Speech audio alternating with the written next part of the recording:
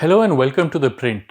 I'm TCA Sharad Raghavan and I'm going to tell you all that you need to know about the RBI's latest rules regarding willful defaulters and whether these defaulters are being allowed to get off easy, as some opposition parties are saying. The RBI on September 21st released a consolidated set of draft rules on how banks and lenders must deal with willful defaulters. These rules now bring together various different directions that have been issued by the central bank and provide clarity on each aspect of a willful default.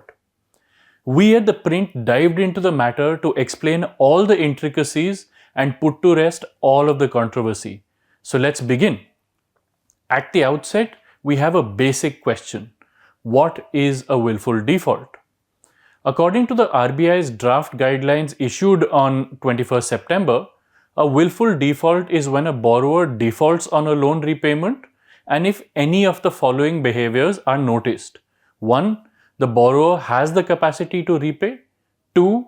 The borrower has diverted or siphoned off the loan funds for some other purpose. 3. The borrower has disposed of the assets that were provided as security for the loan without informing the bank or the lender. Or 4. The borrower has failed to infuse equity despite having the ability to do so. The rules further say that a borrower would be designated a willful defaulter if a willful default has occurred, of course, and the outstanding amount is more than the limit set by the RBI from time to time. That limit currently is 25 lakhs or more. So now, how can banks get back the money from these defaulters? When it comes to normal, which are non-willful defaulters, the banks have the option of restructuring the loan or engaging in a compromise settlement with the borrower. Restructuring could involve a few things. It could mean extending the duration of the loan, reducing the amount to be paid in each installment, or the lenders could take a haircut, which is when they reduce the amount that needs to be paid back in total.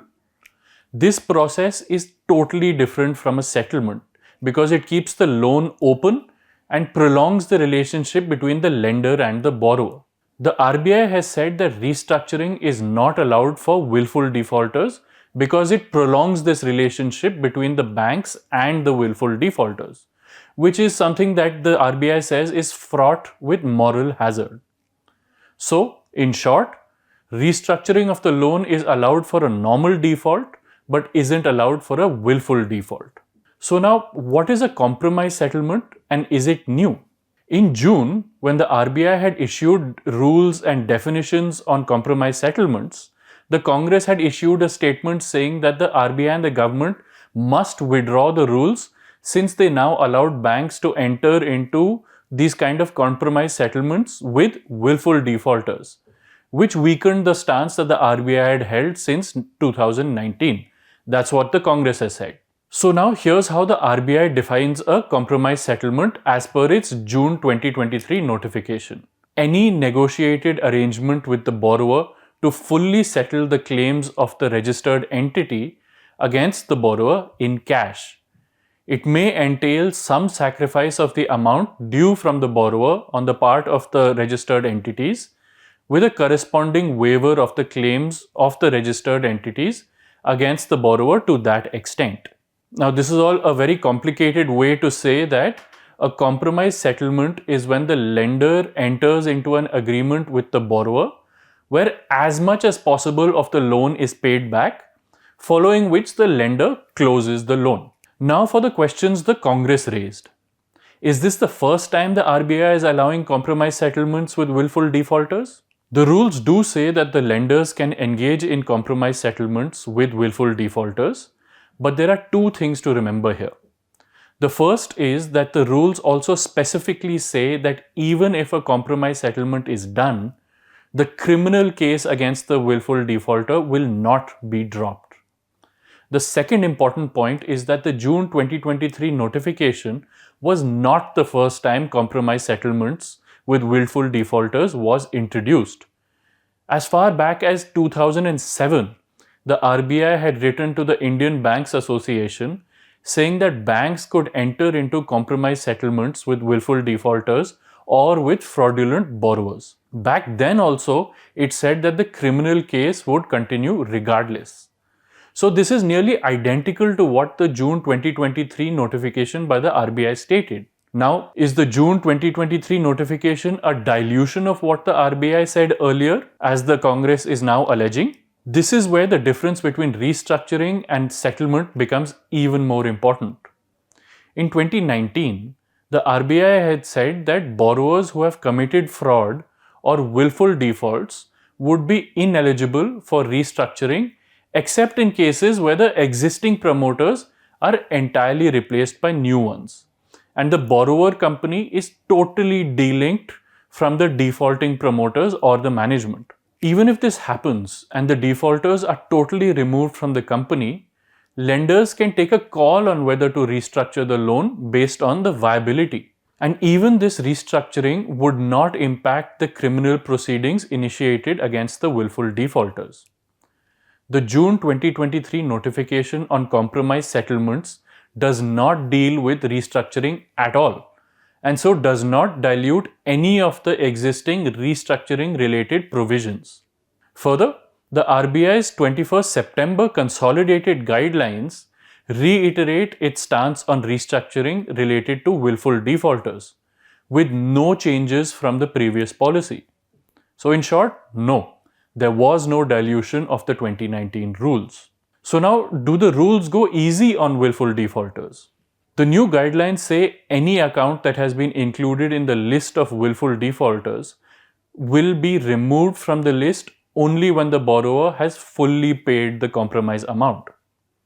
In fact, the rules add that the name of the willful defaulter will not be removed from the list even if the outstanding amount falls below the Rs 25 lakh limit.